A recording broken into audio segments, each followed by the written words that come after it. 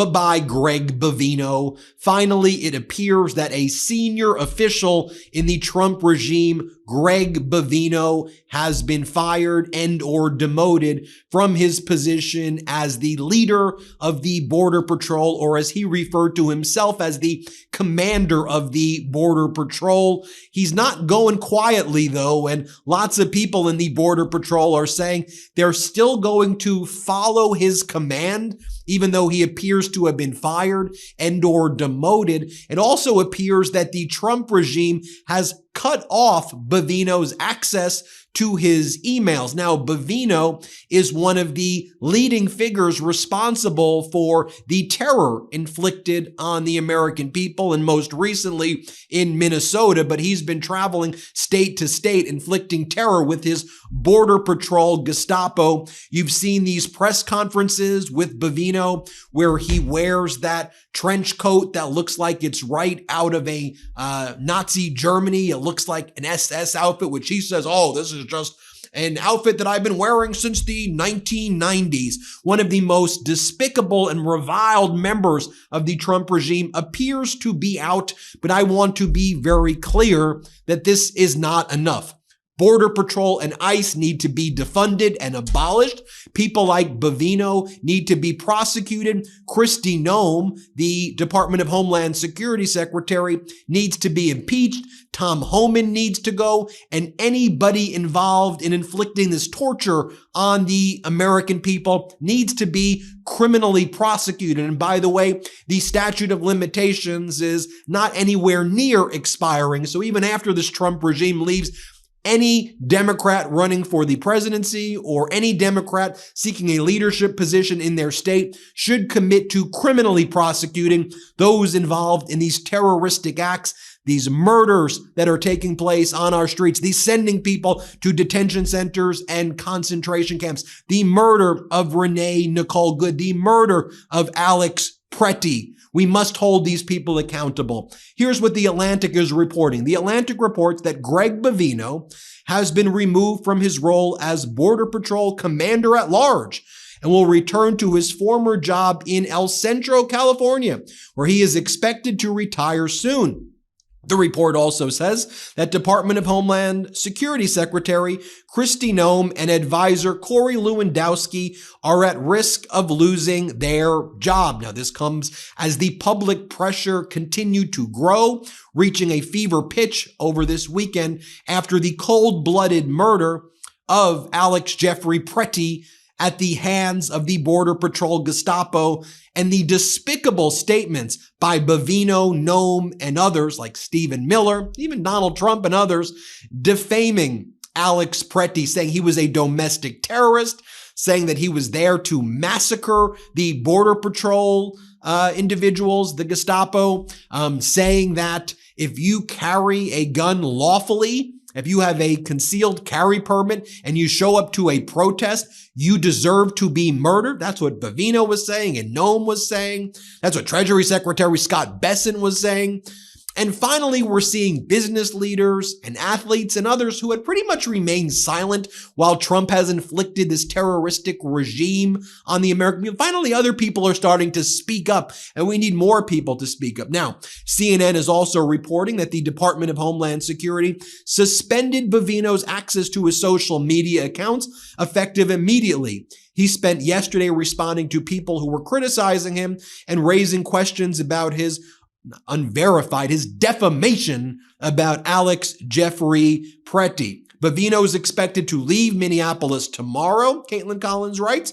Public appearances did not go well internally this weekend, including when he claimed Pretty intended to massacre law enforcement. Now, Tricia McLaughlin, who works at the Department of Homeland Security, a senior aide there, she says, Chief Gregory Bevino has not been relieved of his duties. As press secretary stated from the White House podium, he's a key part of President's team and a great American. Well, that's not what all the credible reporting says right now, but it just goes to show you that the Trump regime is always a complete and utter mess, right? You'll have Donald Trump post statements earlier saying, I had a productive call with Governor Walz of Minnesota. Then you'll have Kristi Noem give a press conference where she attacks and defames Governor Walz. So let me just remind you what Greg Bevino had said following the Border Patrol Gestapo's murder of Alex Preti. Bevino says, if you're a reporter and you call the Border Patrol kidnappers or Gestapo, there will be consequences. They are kidnappers. They are Gestapo. They are SS. That is who they are. Those are objective realities of what they are doing in the streets, terrorizing the American people. But here's Bevino saying that. Play this clip. Calling law enforcement names like Gestapo or using the term kidnapping. That is a choice that is made. There are actions and consequences that come from those choices. And then when someone chooses to listen to a politician, a so-called journalist, a community leader that spouted that type of vilification towards law enforcement or anything else, when you choose to listen to that, that is a choice, and there are consequences and actions there also. I think we saw that yesterday.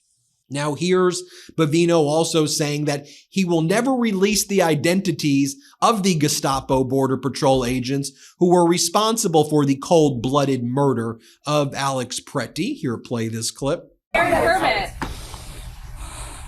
Commander Bevino, when it comes to the shooting, from what I understand, there were 2 agents who fired shots. We know one of the agents had 8 years experience, and we know he was a less lethal instructor and had this training. What did the other agent, what was his history, and are they both working right now, or are they on administrative leave?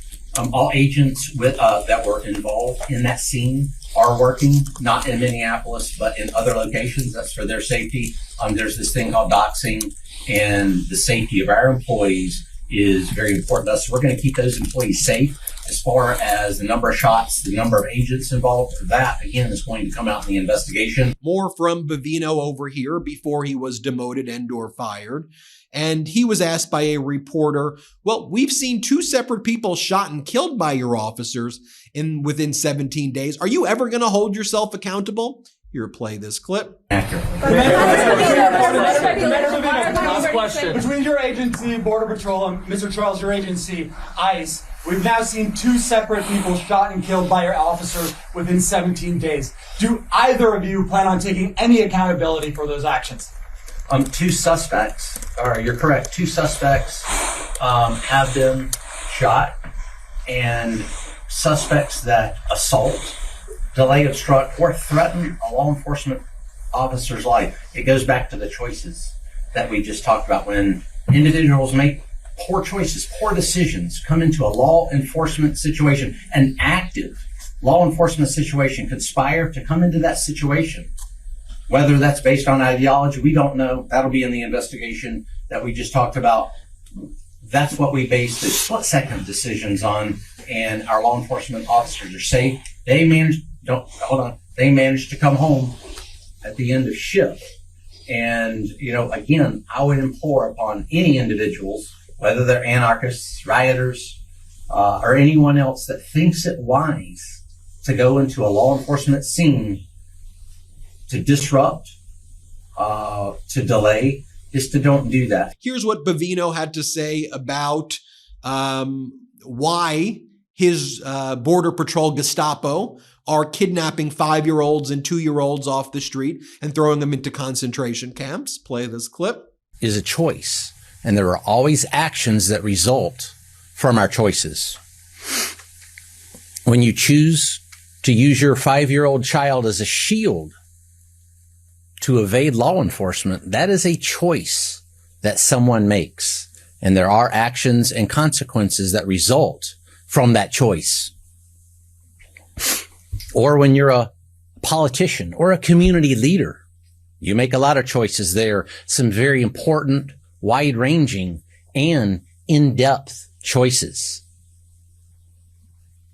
When, as a politician, if you choose collusion and corruption as a choice, then there are consequences and actions that take place because of that. And here was Bevino talking about how, and defaming Alexander Preti and saying that he was there to massacre law enforcement. Here, let's play this clip. The suspect also had 2 loaded magazines and no accessible ID. This looks like a situation where an individual wanted to do maximum damage and massacre law enforcement. A reminder that Bevino himself was out there on the streets throwing green carcinogenic gaseous compounds onto peaceful protesters. He was out there and he did this in Chicago, Operation Midway Blitz. He did this in Charlotte, Operation Charlotte's Web. He's done this in Operation Metro in Minnesota. He's been out there himself gassing people while he wears that trench coat of his. Play this clip. I'm in the gas. Get back. Gas is coming. Gas on film. Gas on film. We're filming you. Gas on film, Bevino. Gas on film.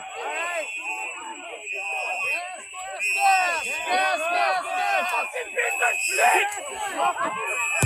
You just gassed and we have it.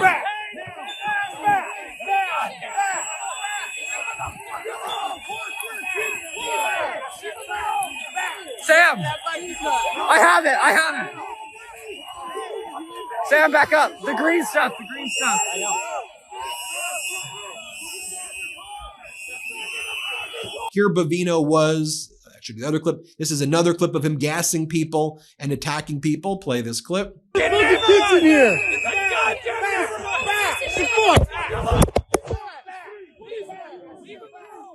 Now, here's what Caroline Levitt said earlier today when she was asked if Bevino will remain in Minnesota. Let's play this clip. Elena, thank you. I had a question.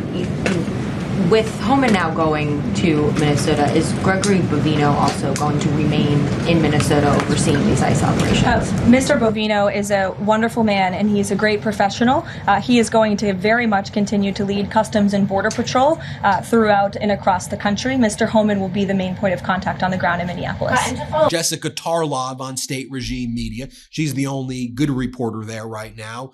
She talked about how Bevino's behavior and the murder of Preti is this watershed moment. Let's play this clip right here. The New York Times and the Wall Street Journal have both done incredible reporting on this, that you can see clearly that an agent had taken his gun already. I think it's the one wearing the black coat. Then you have the guy with the gray coat after the guy is shot. You already get 10 bullets in him, even though his hands were up. He had his phone in one hand. It takes a lot to unite the NRA and Greg Abbott and other major conservative forces in this country against the Trump administration and the way they're doing immigration enforcement. The First Amendment, the Second Amendment, and the Fourth Amendment have all been violated by the way that they are carrying this out.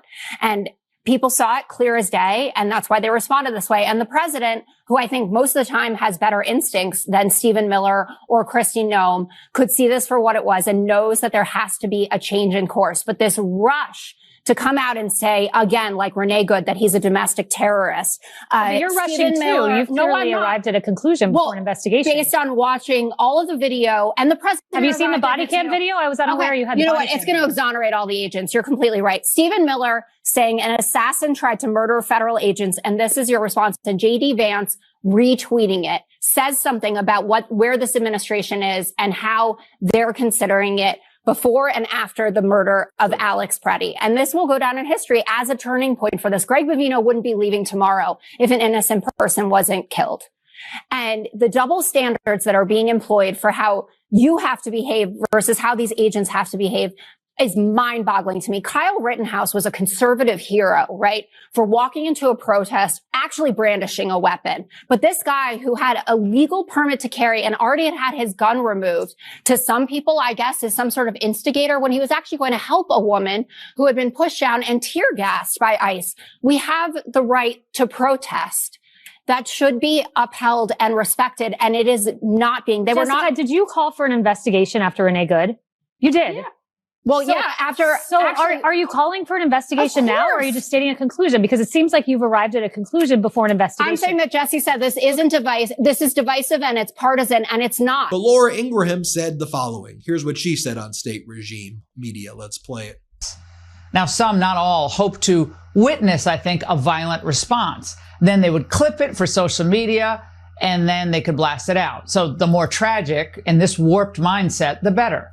the more fodder for their demand that ICE withdraw from the city and immigration arrests end immediately. They think they have this image in the death of Alex Pretty. And tonight, as we learn that DHS is pulling back some agents, moving some resources out of the state, the numbers were, we know, probably not sustainable there. Maybe in the end, not even wise. But of course, the radicals are going to declare victory. I think many Republicans are realizing what we've always known in Minnesota. Donald Trump and Kristi Noem, you've picked the wrong city. You've picked the wrong state here to pick on, because in negative 11-degree weather, 50,000 of us brave and go out and peacefully protest. But if they think that they won here, they're sorely mistaken. Now, as Bevino was attacking reporters, Jake Tapper responded with a statement from federal Judge Ellis's court order about Bevino's behavior. This federal judge said Bevino admitted in his deposition that he lied multiple times about events that occurred in Little Village in Chicago that prompted him to throw tear gas at protesters.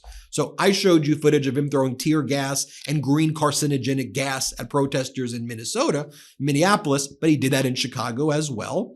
Goes on to say, Bevino and DHS have represented that a rock hit Bevino in the helmet before he threw tear gas. On the first day of his deposition, Bevino admitted that he was not hit with the rock until after he deployed tear gas. In other words, he is an utter liar. Now, right-wing reporter Nick Sorter says, I stand by my report, the report that Bevino has been fired and demoted. Until Border Patrol agents are back under the control of Greg Bevino, press releases are simply words. My Border Patrol agent sources across the country are fiercely loyal to the man, sending them into battle every single day to defend his nation. So some of the reporting out there is Bevino is refusing to leave, and he's got his own paramilitary forces, who are Trump's paramilitary forces, saying that they're still loyal to Bevino and that they want to be under his campaign to terrorize the American people. I want to bring in Democratic Congress member Robert Garcia, the ranking member of the House Oversight Committee, to make sense of this.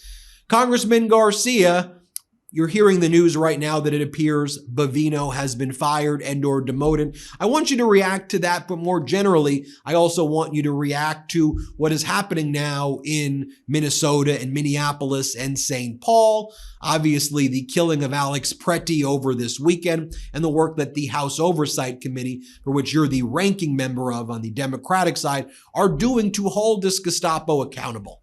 If this, the reporting is accurate, at first it's great news. I've been seeing the same reports, obviously.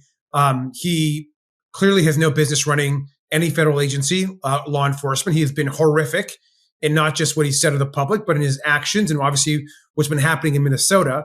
But it's not just about him. I mean, he is a piece of a much larger operation. When you think about who's at the center of that, you're talking about Kristi Noem and Stephen Miller. Beyond them, Tom Homan. I mean, these are the folks that are actually carrying out Trump's orders, not just the mass deportations, but the just kind of unlawfulness and the kind of skirting of due process that we're seeing every day, the murder of civilians, of citizens of this country on the street. And so while a positive development, this changes really nothing. Kristi Noem must be impeached immediately. She either must be removed by Trump or impeached. I mean, that's the bottom line. Yeah, I mean, it's so tragic what took place this weekend, the murder of Alex Pretty, then the Trump regime going right into defaming Pretty. You had Kristi Noem, Bevino, and others saying he's a domestic terrorist. He was there to massacre people. And then you had all of these MAGA Republicans, including Bevino and Kristi Noem and others, who have claimed to be champions of the Second Amendment, who immediately said, if you bring a gun to a protest lawfully, the way Pretty had a concealed carry permit, that gives the government the right to murder you, is what they said. Trump's initial post was, who shows up with a gun? And to me, this also exposed their hypocrisy here regarding First Amendment, Second, the whole Constitution they're ripping to shreds. I mean, I think that's absolutely right. And it was interesting to see that one NRA message that kind of went out, which, kind of hinted at that. It's they have a lot to atone for, but I'm glad that there are some responsible gun owners and organizations and First Amendment and Second Amendment organizations that are being very clear that what happened, of course, in this case, and we all saw it, was a murder. That was an execution is what that appeared to be like. And there was that gun either had been removed or was clearly not visible when this incident happened. And so what's important is instead of Stephen Miller claiming that Mr. Preddy was a terrorist, which is what exactly happened, or some sort of domestic homegrown terror, or that we're somehow blaming protesters for causing or inciting violence, is just completely false. And the American public can see it with their own eyes. It can see it clearly that what's happening right now is wrong. It's unconstitutional. It is forcing very dangerous situations on the public. And I think I'm happy to hear about Bevino, but so much more has got to be changed here. And it's got to start with the removal of Kristi Noem. And all of these things are building on top of each other, as also the Democrats in the House Oversight Committee have continued to put pressure on Trump and his regime. And they're not used to this pressure. And we're seeing how they react under pressure. And they often fold or run away or expose themselves pretty quickly. I mean, you have their cover up still of a child sex trafficking ring. They continue to cover up the Epstein files. 1% of the files being released. They're not producing things on even a rolling basis. They claim they have 1,000 lawyers working on it. But then if you did, why wouldn't you produce 3% or 5% or 7% or 9% as opposed to just not turning them over? So I think the American people have basically made the adverse inference against the regime there, which is, look, we get it. You're involved in this. Like, there's no other explanation. But then you have all of these things, Trump threatening to invade Greenland, the murder of Renee Nicole Good and Alex Preddy. And the American people, it just feels different now, Congressman. I guess is what I'm trying to say. That with all of these things adding up, the American people seem to be like, enough of this regime. This is not, and I know it took a while, but there does seem to feel there's something different taking place right now. I think that's totally the right assessment. I mean, there's no question, if you're looking at just public polling, the research out there, or just seeing what people are saying and the feeling that we're getting out in the community, people are sick and tired of Donald Trump, and especially the supporters that were kind of unsure, that were on the fence. Those folks are all now leaning the other way. And that's a good sign for the future of our elections, and certainly for our democracy.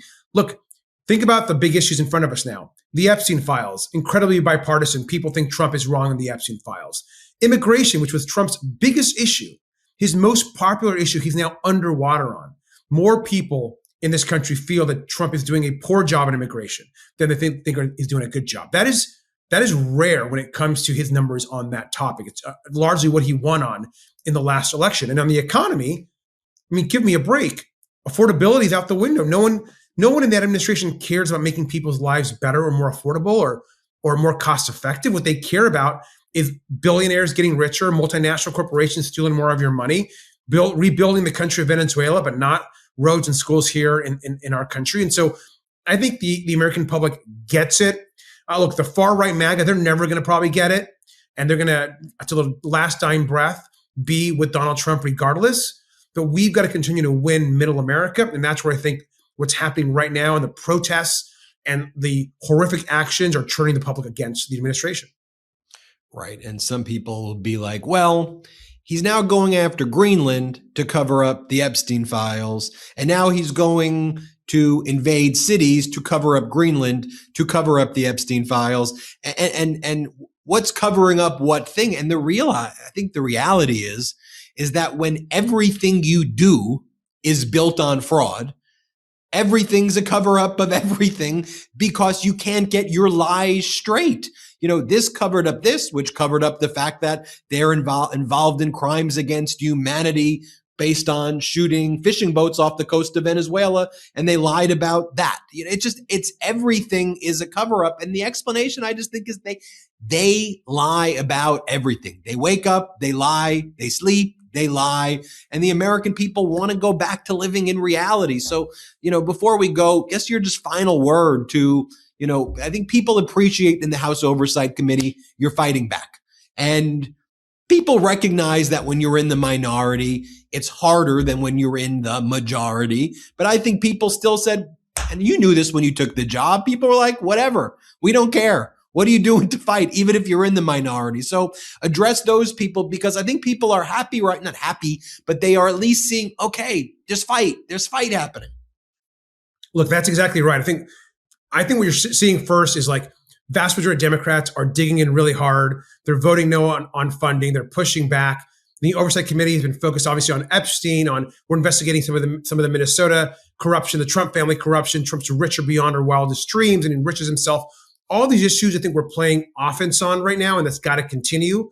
And the public is also, I think, providing a lot of inspiration. I mean, for me personally, when I see all the protests out there, that inspires me to keep fighting even harder because people are pissed. I mean, I'm pissed, people are pissed, and that's got to continue. So we've got to continue. The public has an important role in continuing to push, not just Republicans, but they push us too, which I think is really good and important for our caucus and for Democrats to feel that pressure. Right now, we've got to be pressuring the Senate to ensure that we don't give them one single vote to fund DHS. And that's right now is pressuring Senate Democrats, no funding for DHS. They got to demand the removal of masks. They got to demand smart measures like body-worn cameras, removing ICE and CBP from our cities. Those are the types of deliverables that the public want to see. Well, thanks for joining us, Congressman. As always, keep us posted. We appreciate you, and keep holding them accountable. Anytime. Thanks. And I can't wait to see you in the majority. Everybody, hit subscribe. Let's get to 6 million subscribers. And thanks for watching. Chairman Garcia sounds better than ranking member. I'm just putting it out there. Thanks, everybody. Want to stay plugged in? Become a subscriber to our Substack at MeidasPlus.com. You'll get daily recaps from Ron Filipkowski, ad-free episodes of our podcast, and more exclusive content only available at MeidasPlus.com.